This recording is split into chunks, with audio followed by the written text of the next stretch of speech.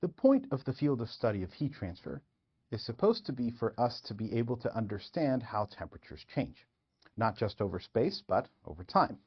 And we've seen a couple of examples where we have been able to kind of comprehend how fluxes and heat transfer rates of energy inside and through different systems affect the way that the temperature differences and temperature gradients inside or between systems occur, right? So we have some understanding of how we can relate heat fluxes to temperature differences and temperature gradients. We've been able to create, some coherent understanding of how that relationship can allow us to understand the behavior of real systems that are in steady state. But we still don't have the mathematical machinery to be able to determine just how temperatures change over time. We know that this is super important because we motivated the idea of the field of heat transfer by talking about an example where we took two rocks and we smushed them together. And if those two rocks had, different temperatures, eventually over time those temperatures would equilibrate and become a single temperature. So the thing of paramount importance that we have to do now is to try to figure out how we can develop this equation that allows us to determine how temperature changes over time and how that change in time is related to other properties of the system, all right? And the equation that we're going to develop is perhaps not very creatively called the heat equation. And the entire point of the lecture today is to determine how we get to that equation, right? So just as a reminder, the whole point of the field of study of heat transfer is about temperature, right? It's temperature changes. Thermal energy and the notion of thermal energy comes along for the ride because that is how we can understand from a conceptual point of view how to develop the equations that get us to that. And to help us develop the equation that we're trying to get to, let's just imagine that I had some kind of blob of matter, all right?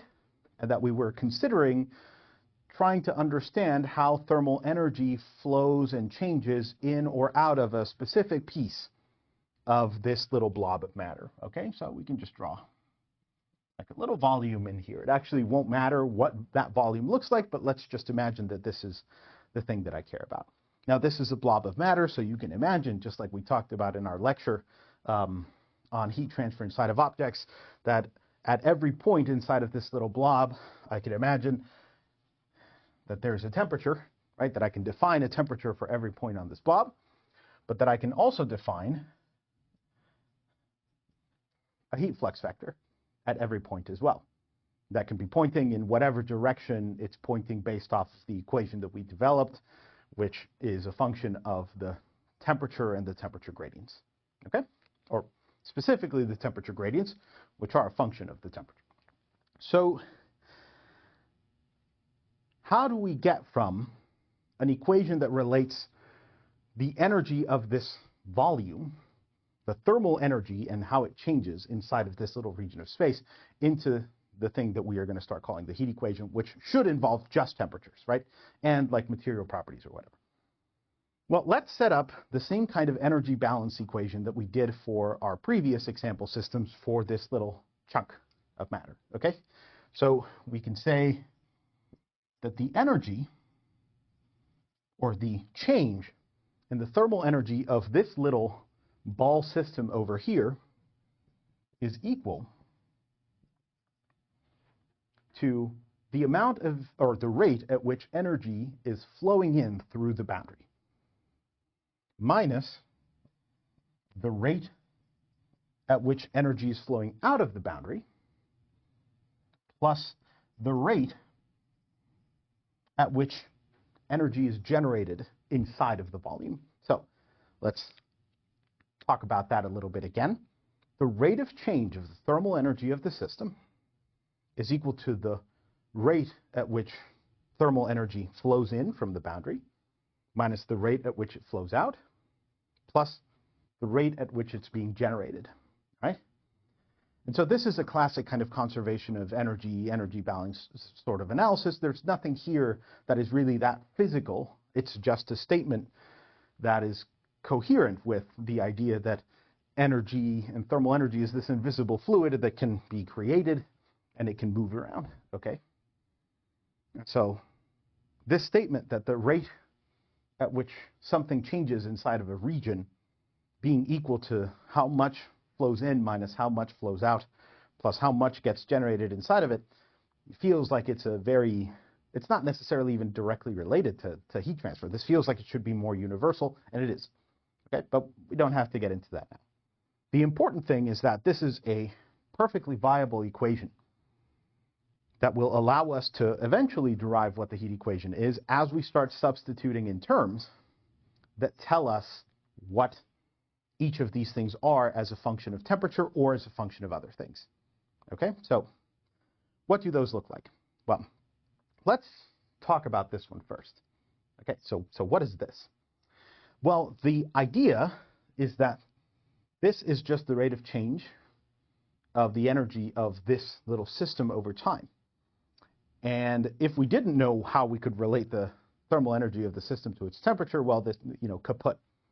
But in our previous lecture, we saw that we could create an expression for what the energy of a thermal system is, and that expression is the following. We had approximated the energy of a thermal system to be its specific heat capacity times its mass times its temperature. So if we have this kind of ball of matter and it has some uniform temperature, then all we need to know is the specific heat capacity and the mass of that ball in order to be able to get what the energy of that ball is, at least the thermal energy of that ball. But what happens if the temperature isn't uniform? Right? What happens if the temperature on the kind of north or upper side of the ball is larger or smaller than the temperature on the lower side of the ball? If that's the case, then this expression doesn't really make sense, because what temperature do you use, right? Now you can imagine that there's all kinds of like weird expressions for how the temperature can vary that will lead to this equation not really making that much sense unless we start to redefine what this means. And so we're running into the same kind of problem that we ran into when we were talking about modeling heat transfer rates versus modeling heat fluxes, which is that this equation doesn't give us enough resolution to be able to handle what happens when we have objects where the temperature is defined at each point. So how do we handle it? Well, the answer is relatively simple. Rather than thinking of the energy as just being this one thing that the object has, what if instead we think of the energy of this ball as being chopped up into little volumetric pieces, such that at each little point inside of this ball, I have a little chunk of energy per unit volume that when I add all of them up, that is, when I integrate them, I eventually get an expression for this that in a situation where the temperature is uniform, like, becomes this, right? Consistent with this derivation. So what is that expression, or how do we do it? Somewhat simple. And it's somewhat simple because of the fact that we factored out the mass when we were deriving the expression for thermal energy in a system. So what you can think of is basically to redefine this thermal energy into a thermal energy density, which I'm going to represent with a lowercase e. And all that thermal energy density is Cp times rho times T, where now this rho is the density of the material. Okay? So the specific heat capacity is what it's always been. It's still Cp. This rho, however,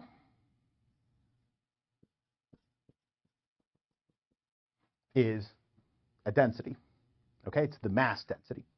And so this has units of kilograms per meter cubed, which is providing us with the required, per volume element, right? That's what's doing it. And consistent with that, this quantity right here is a thermal energy density, all right? And so it, of course, has units of joules per meter cubed in the international system. So let me erase that. So the idea, again, is that we can define this notion of a thermal energy density that when we integrate over the volume that we're considering will generate the thermal energy of the system. And the way that we do this, once again, is by a simple volume integral. We would say that thermal energy of the system is just equal to the integral of the thermal energy density over a volume, which we can rewrite inserting all of these terms as Cp rho T over the volume. Okay? And so this expression is what we want, right? It's telling us that if we know what the temperature and these other material properties are, if we know what these are for every point inside of this material, all I have to do is to perform an integral in order to be able to get this thermal energy. So, great. So now what do we do, right? So now that we've got this expression, well, note that this is not necessarily this is not a thermal energy. This is a rate of change of thermal energy over time. So how do we go from this to this? Simple. You just take a time derivative, all right? So what we want to do is to go and say, well, E dot sys is just the partial derivative of this integral with respect to time. So let's parse this expression down here, right? You have all of these little chunks of thermal energy in the form of thermal energy density. You integrate all of that up to get, thermal energy, all right? And then you take the rate of change of that whole sum with respect to time, and then that gives you this. So that's what this term right here is, all right? Now, one of the beautiful things about this expression from a mathematical perspective is that it actually doesn't matter if we do the integral and then take the partial derivative, or if we take the partial derivative and then do the integral. Why? Because space and time are not mixing. They're not problematic, right? So we can say that the rate of change of the sum of this whole thing is also equal to what happens if I integrate all of those tiny little rates of change of the thermal energy density. Okay? And so, again, because of mathematics and physics, this works out. We can do this switch. And so what we will wind up constructing, and this is the, so to speak, final version of this term, what we will construct is something that winds up looking like this. It is the integral over a volume of the rate of change of the thermal energy density over time. That's our expression, okay? And so this is what we want to plug in here, right? So that gives us one term. Now we have to ask ourselves, how do we handle the other terms? Now, rather than go left to right in this equation, I actually want to take a look at this term first. And the reason that I want to take a look at this term first is because it actually generates an expression that looks very similar to the expression that we have over here. Okay, so if I go in and I say, well, what is E dot gen? Well, we can relate it to some, material properties or state of the system or some kind of weird physical process that's happening inside of the volume. But remember that that process, whatever that physical process that's causing thermal energy generation to occur, it doesn't have to occur uniformly, just like the thermal energy doesn't have to exist uniformly. The temperature doesn't have to exist uniformly. And so rather than writing down E dot gen as just a function, what we actually want to do, like we discussed when we were defining terms, is to actually break the thermal energy generation into little pieces, volumetric pieces, where at each point you define this volumetric heat generation rate Q dot, and then you integrate all of these things in order to get, the total rate of energy generation.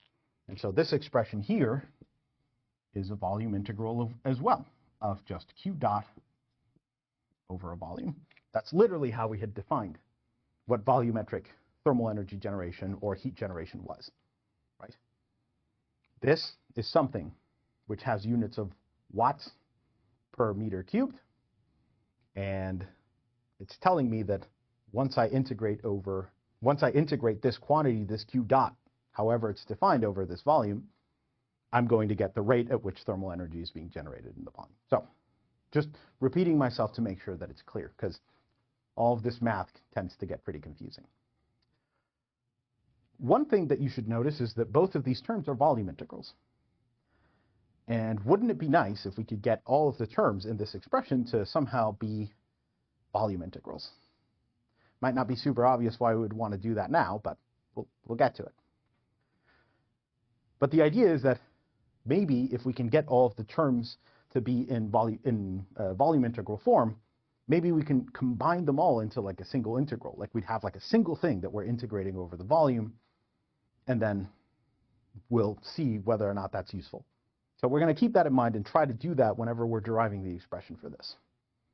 Okay, so let's derive the expression for this. So the question is, what is E dot in minus E dot out? So let's conceptually, at the very least, think about what this means. Like, what is E dot in minus E dot out? Well, this is the net rate of heat that is being transferred into the system. So it is the net heat transfer rate into the system through the boundary. All right? Why? Because we're taking all of the stuff that's flowing in, we're subtracting all of the stuff that's flowing out, and then that difference, right, results in the net heat transfer rate inside. So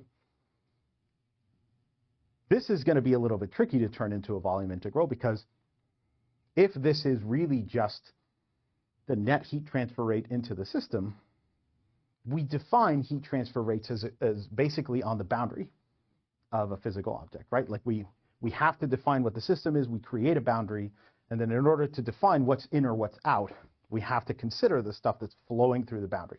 So how on earth are we going to get something that's not a function of stuff at the boundary, but a function of the stuff that's inside of it?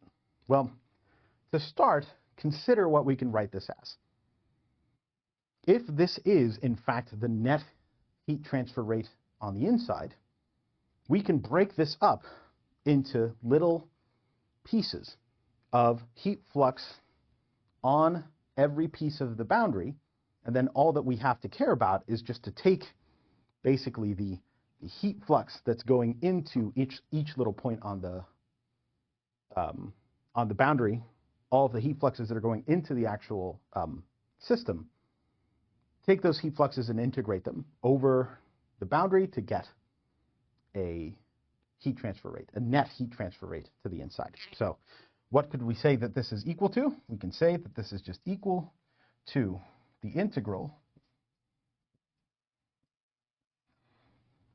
of the heat flux that's going into the system at any given point on the boundary, and then just integrate all of those little pieces of the heat flux over the boundary. And when I say piece, remember that I'm not necessarily even talking about like how the heat transfer rate is broken up into little pieces. I'm talking about the fact that this is a specific chunk of the heat flux vector, right? This is a component, if you think about it.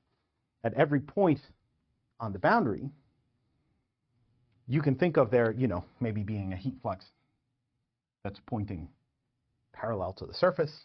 Maybe here you have a heat flux that's pointing perpendicular, and maybe here it's pointing in some other random direction that's not quite perpendicular but not quite parallel.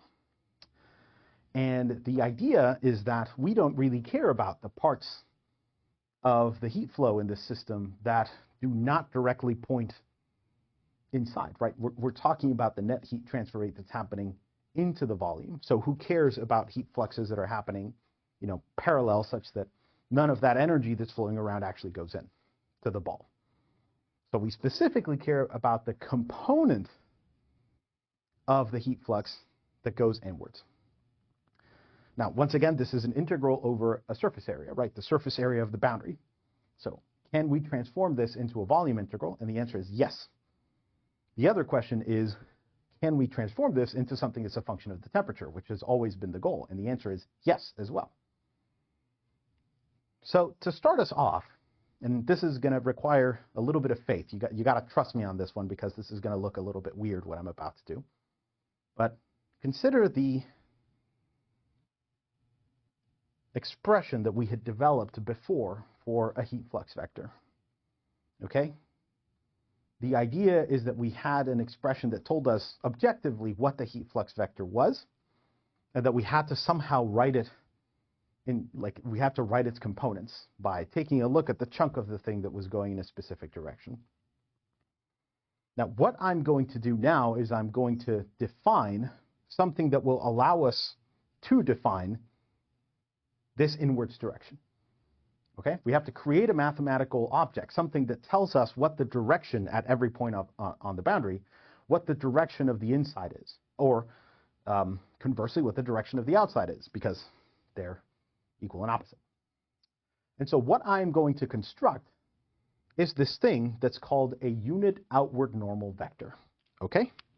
So just to make sure that I don't confuse you, I'm going to redraw this. So I'm going to create this notion of what's called a unit outward normal vector. And all that is that at every point on the boundary of this object, I'm going to create this vector n hat, which is a vector that has a magnitude of 1, but is always pointing to the outside. Okay? Now, what direction the outside is will depend on where you are on the boundary. So if I'm over here, the n hat will change. And if I'm over here, the n hat will change. So the important thing to understand is that this mathematical thing, which is, of course, a function of whatever boundary we construct, this quantity will give us a way to determine what this component of the heat flux is. And the way that we do it is by saying that this is actually just the negative of the heat flux vector dotted with this n hat vector. So why the negative? Remember, this is the unit outward normal. So this is pointing outside, okay? We want how much of the heat flux is going inside, and so all that we do is that we define the inwards normal unit vector by basically plopping a negative on the integral, okay? And so you might be wondering, why on earth am I defining a unit outward normal and then putting a negative on it to define the unit inward normal? And the answer is that in order for me to convert this into a volume integral, I need to have this. This needs to be the unit outward normal. Okay? So this is the expression. Right? So now we can actually work with the heat flux vector directly and its dot product with the unit outward normal vector in order to be able to actually get an expression, rather than just working with a component. And one of the key reasons that we want to do this is because we have an expression for the heat flux vector. We derived it before, right? And that expression was that the heat flux vector inside of objects was proportional to the temperature gradient at a given location inside of that object, multiplied by this goofy experimentally derived factor called the thermal conductivity, and then multiplied by a negative sign again, just to account for the physical phenomenon that heat flows from hot to cold. And so what we get, and you're going to see that we get kind of a double negative here.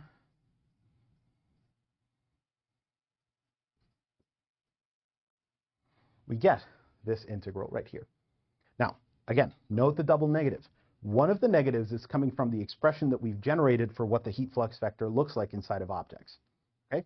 And then the other negative is coming from the weird inward, outward normal unit vector thing that we were just talking about. Okay, so this is the expression that we're working with. And so if we want to, we can always just go ahead and get rid of the two negatives, right? They both cancel out. And of course, there we go. So we have this expression for this. Is there a way for me to be able to turn this into something that is an integral over a volume? And the answer is yes. There is a mathematical trick that's called the divergence theorem that will allow us to do this. And the divergence theorem states the following. Let me see where I can write it. I'll write it over here.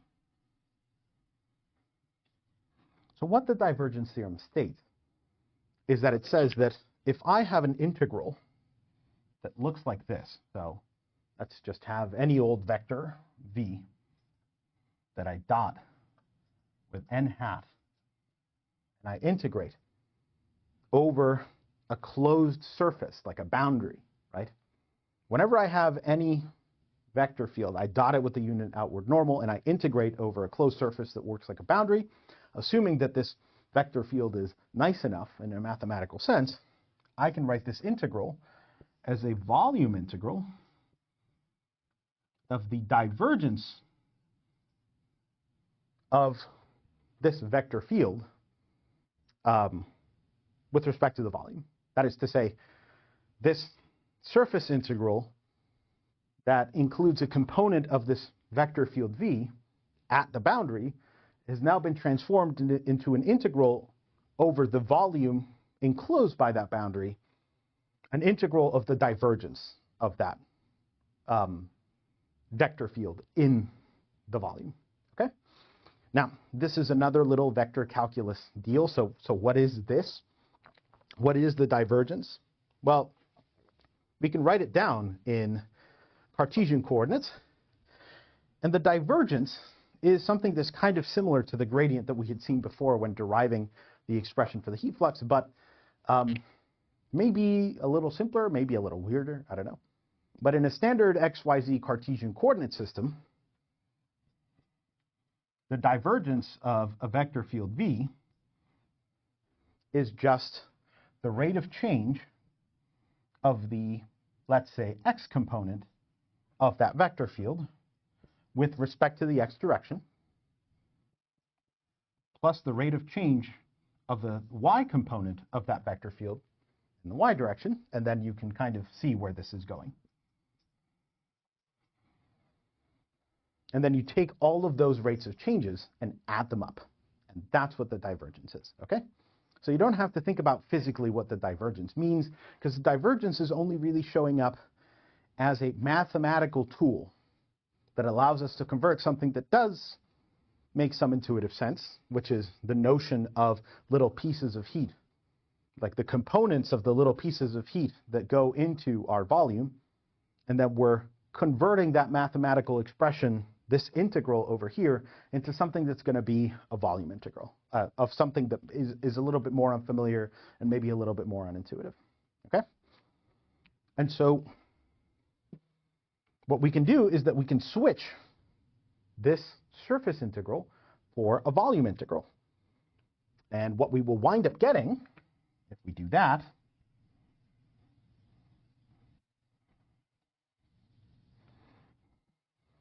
is that we now have a volume integral of the divergence of k grad t over a volume. Okay? So we broke this up into little chunks of heat fluxes going into the volume, and we then transformed the surface integral that would give us this net heat transfer rate into the system into a volume integral of the divergence of the heat fluxes that are happening in the actual volume. Okay? And so now we have these three expressions that we can substitute into the equation that we had written down earlier before to obtain something that is now not a function of thermal energy. There's no energies that are going to show up here. It is going to be entirely a function of temperatures and like other things, like the Q dots and the CPs or whatever. So what do we wind up getting? Well, I'll write it over here. Initially, we had said that the equation was this. Right? So this is where everything that we're doing is coming from. So now we can convert this, and I'm going to have to take a lot of space, right? So this term turns into this.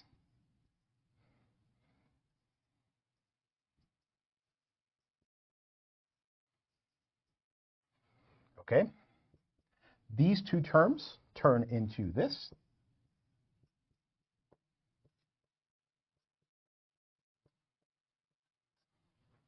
All right?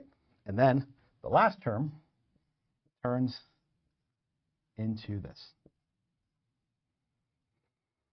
Oh, and pardon me. There we go. I forgot to put the volume integral term. So you can see that we now have these three volume integrals. Let me rewrite this sum over here. We have these three volume integrals that tell us basically this statement in terms of things that are functions of temperature and other stuff. But can we go further? Is there a way that we can simplify this even more? Like, what was the point of converting all of these things into volume integrals, right? And the point of it is that, well, what if we took all of these things and we moved them to one side? So what if we took all of this and then we just moved this term to the left, and then we moved this term to the left, and then just create an equivalent equation that looks like this, right? It doesn't change what we're saying with the equation. It just changes what it how it looks like. But because all of these terms are here, because all of these terms are together, we can also ask ourselves, well, we're integrating over the same volume for all of these, right? This is the thermal volumetric heat generation rate in the volume. This is the divergence of the heat fluxes in the volume. And this is the rate of change of the thermal energy density in the volume, right? So if we're integrating over the same volume, then why don't we just like combo all of these integrals together? Combine all of these terms into just one thing. So let's see what happens if we do that. So if we combine everything, what we will get is something that looks like this. So it's not going to be fundamentally different from what we had seen before, of course, but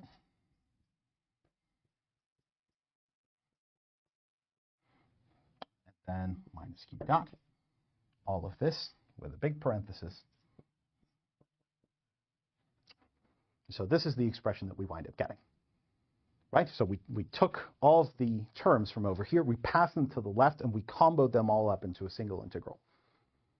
And then we get that whenever we integrate this whole thing over a volume, that whatever this term, however you want to interpret it, that all of the little chunks of this stuff per volume integrated over the volume have to be zero. Okay? And notice that when we were doing this, we never said anything about explicitly what volume we were working with. Okay? So I drew this ball, and the ball works fine. But like, who cares if it's a ball? Who cares if it's a triangle? This expression, nothing that we've done here is a fundamental function of the properties or the shape of the volume we picked. It just has to be an actual volume that encloses, outside from inside. So why does that matter? Well, let's take a gander at the situations under which this equation would be satisfied or not satisfied. Okay, so the integral of all of these little chunks of this have to be zero. So you may ask yourself, can this ever not be zero? Right? Is there a way for this integral to be equal to zero even though these things are not zero? Well, maybe I have a region of this volume where I have this stuff being positive and I have another region, another chunk of this volume where this stuff is negative, and so when I integrate or add them all up together, the positive and the negatives kind of cancel out and then eventually get zero. Could that work? It seems sensible, but it actually doesn't. And the reason that doesn't work is because if there is that cancellation situation, then I can always, like if I say that this stuff is positive on the upper end and this stuff is negative on the lower end, well, I can just say, okay, well, now I'm going to do the same exact analysis that I was doing just now, but now I'm going to do it over just the top half. The integral over the top half also has to be zero. But we had already determined that this quantity was positive everywhere, at least in the scenario that we were just talking about. So it actually turns out, no, right? I can always do this analysis over the region where I think that these things, that this quantity over here is not zero.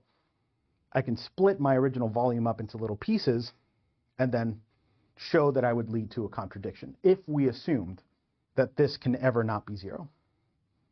And so the conclusion of this is that this integrand, this quantity over here, has to be zero everywhere inside of the volume too. Okay? Which is kind of crazy if you think about it, but it's true. And so the heat equation is actually not really an equation that involves integrals at all. The heat equation is an equation that relates this integrand, that relates the terms of this integrand by the fact that this expression has to be zero everywhere. So ultimately, what we will wind up getting, I'll write it up here because it's the conclusion of our little derivation. The ultimate thing that we are trying to pull here is just this equation, which is that the rate of change of the thermal energy density of any point in the system over time has to be equal to, and I'm moving stuff around, okay, so I'm just moving things around. It's just equal to the divergence of the heat flux at that point plus the volumetric thermal energy generation rate of that point. And so this expression right here is what we colloquially refer to as the heat equation. I'll put a parenthesis here just so that you understand that the divergence that we're taking is with respect to the combo of these two things. Okay? That will matter later. And so we have now finally derived an equation that tells us how we can relate rates of changes of temperature with per time to rates of change of temperature in space and connect it to all of these other quantities. Now this equation looks like it's meaningful. It looks like we've derived some kind of like nice fundamental process that tells us how temperature moves around and changes and whatever. But notice all of the assumptions that we had to make to get there, right? Where did this expression come from? It came from a linearization of a function that we have no idea what it is, that relates thermal energy, and by extension thermal energy density, to temperatures. Where did this expression come from? Well, it's the linearization of an unknown function that tells us what heat fluxes are as a function of gradients of temperature, right? And so although it looks like this equation has a lot of physical content, really it has a lot of mathematical content, but there's a lot of physics that are contained inside of the specific heat capacity and the thermal conductivity that we don't know about, right? Remember that this thing could be a function of temperature, it can be a function of pressure, it can be a function of anything, right? This thermal conductivity. And the same thing goes for the specific heat capacity. So there's a lot of physics that, even though this looks like a specific kind of equation that tells us things about the universe, doesn't really tell us very much unless we know specific things about K or about CP. So what we have to do now is to try to see what assumptions we can make about the systems that we study. What are some common assumptions that we could make that will allow us to transform this heat equation into something that's a little bit more simpler to work with, okay?